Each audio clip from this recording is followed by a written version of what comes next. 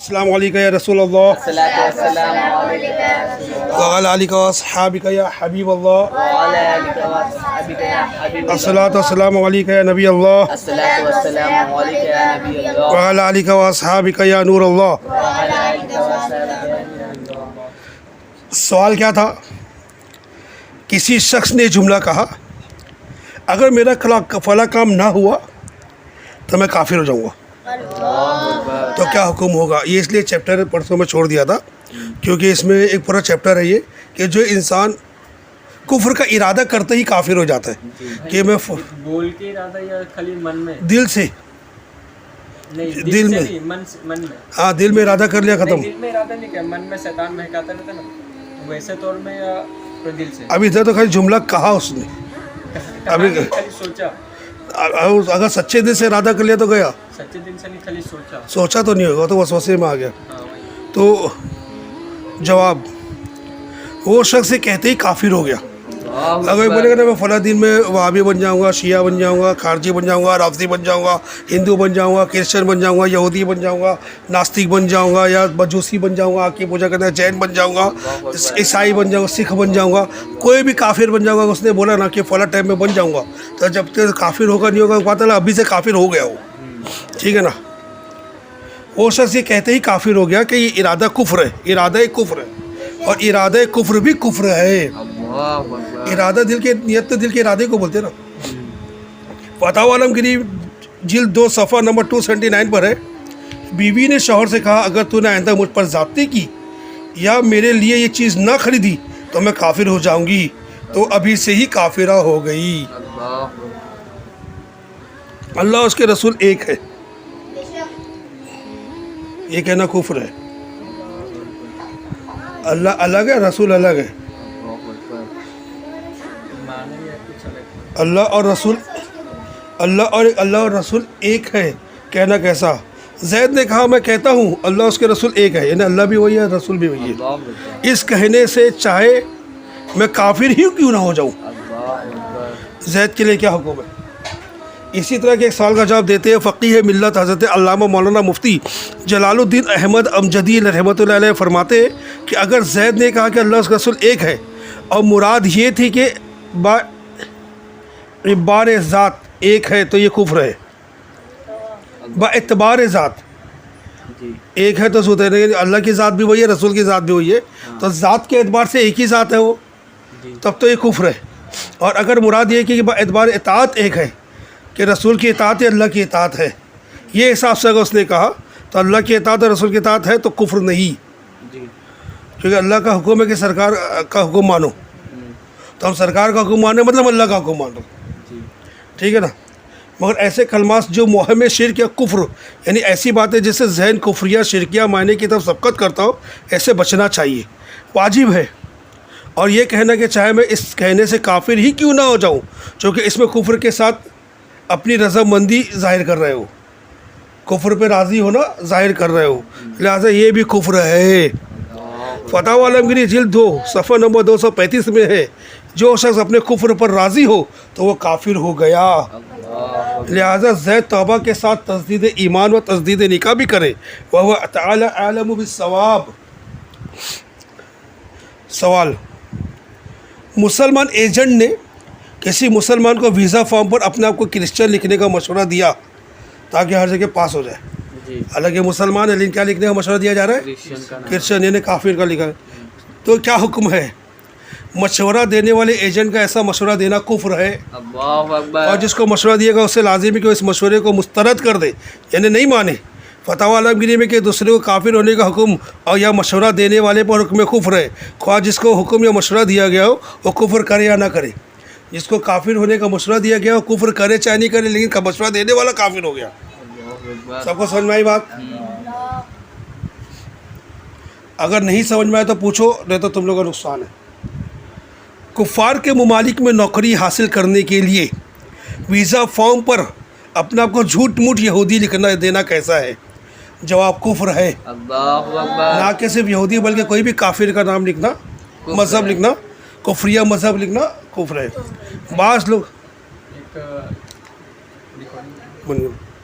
اعلیٰ قرض و تنگدستی یا دولت کی ذاتی کے لیے، یعنی کہ اپنی قرض نبھانے کے لیے، قرض چکانے کے لیے، تنگدستی دور کرنے کے لیے یا دولت حاصل کرنے کے لیے کفار کے یہاں نوکری کی خاطر ویزا فون پر کسی طرح رقم وغیرہ کی بچت کے لیے درخواست پر خود کو کرسچن، یہودی یا قادیانی کسی بھی مرتد کافر مرتد گروہ کا فرد لکھواتے تاکہ ان کو جو زیادہ پگار ملے. مسلمان رہے گا تو کم پگار، کرسچن رہے گا تو زیادہ پگار، تو اپنے کو کرسچن ہی لکھوا دیتے ہیں لوگ، سمجھے؟ زیادہ پگار کے لالچ میں ایمان سے ہاتھ دھو بیٹھتے. ان پر حکم کفر ہے.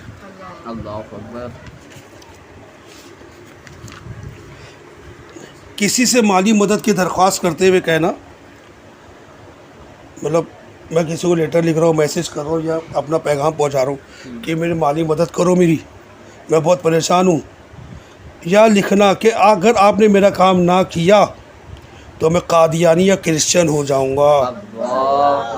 خیر قادیانی کرسچن ادھر کسی بھی کفریہ مذہب کا نام لے لو، چاہے مجوسی لے لو، چاہے یہودی بولے، وہابی لے لے، بدھسٹ بول دو. یہ کہنا کیسا؟ کہنے والا تو کہتے ہی کافر ہو گیا.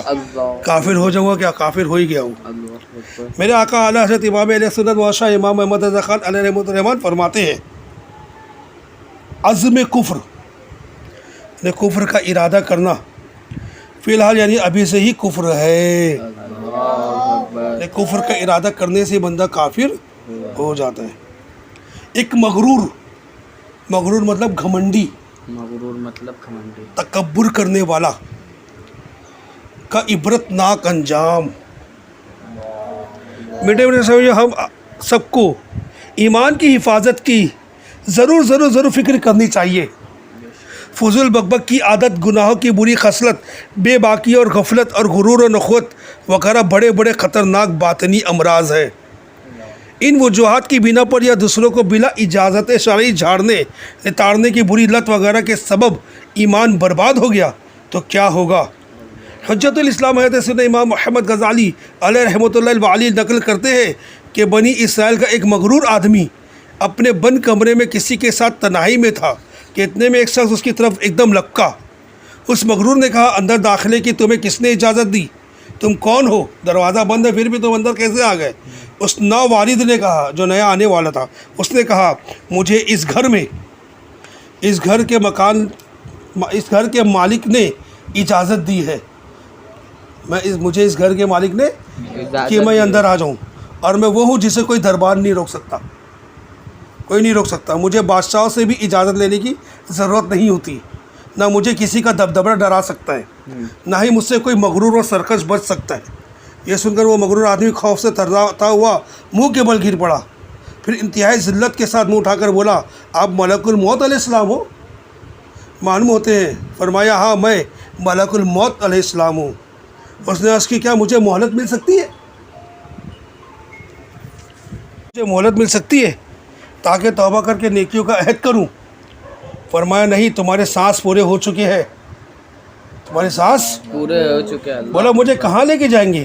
فرمایا، اس مقام پر جہاں تو نے اعمال بھیجے ہیں، اس گھر کی طرف جو تو نے تیار کیا ہے. کہا، افسوس، میں نے تو کوئی نیکیاں آگے بھیجی نہیں ہے، نہ ہی کوئی اچھا گھر تیار کیا ہے. ملک الموت علیہ السلام نے فرمایا، پھر تو تجھے اس بھڑکتی آگ کی طرف لے جایا جائے گا جو تیرا گوشت پوست نوچ لے گی. پوست کھال کو کہتے. یہ کہہ کر ملک الموت علیہ السلام نے اس کی روح قبض کر لی اور وہ مردہ ہو کر گر پڑا. گھر میں کوہرام مچ گیا، چیخ و پکار اور رونا دھونا مچ گیا.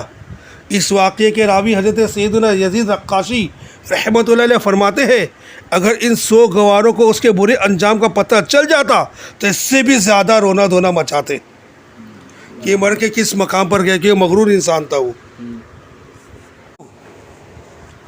دنیا کی بے انتہا محبت، حلال اور حرام کی پرواہ کیے بغیر دھن کمانے کی دھن اور گناہوں کی کثرت کی نحوست بسا اوقات دل سے دین اور ایمان کی قدر و منزلت نکال دیتی ہے कुफ्र पर खात्मे का सबब बनती है और हमेशा हमेशा के लिए जहन्नम की भड़कती हुई आग में झोंक देती है। मेरे आका आला हज़रत इमाम अहले सुन्नत मौलाना शाह इमाम अहमद रज़ा खान अलैहि रहमतुर रहमान का इरशाद है कि उलमा कराम फरमाते हैं, जिसकी ज़िंदगी में सलब ईमान का खौफ ना हो, जिसकी ज़िंदगी में सलब ईमान का खौफ ना हो, नज़ा के वक्त उसका ईमान सल्ब हो जाने का शदीद ख़तरा है। अल्लाहु अकबर, अल्लाहु अकबर। हज़रत सैयदना सहल रहमतुल्लाह अलैह फरमाते हैं, सिद्दीकीन अलहमा बुरे ख़ात्मे के एहसास से खौफ ज़दा रहते हैं। हमेशा बुरे ख़ात्मे के डर उनके अंदर रहता है, कहीं हमारा ख़ात्मा कुफ्र पर ना हो जाए, कहीं हमारी मौत कुफ्र पर ना हो जाए। और ऐसे ही के लिए पारा 18 सूरतुल मुमिनून की आयत नंबर 60 में इरशाद फरमाया गया, और उनके दिल डर रहे हैं, और उनके दिल डर रहे हैं। सिद्दीकी के बारे में अल्लाह ताला उनके दिल डर रहे हैं, हमेशा उनके दिल अल्लाह के खौफ से खौफ ज़्यादा रहते हैं। सल्ब ईमान का खौफ खाया जाता है, सल्ब ईमान का खौफ खाया जाता है। काश मेरी माँ ने ही मुझको ना जना होता। सल्लु अलल हबीब सल्लल्लाहु तआला अला मुहम्मद सल्लल्लाहु तआला अलैहि वसल्लम।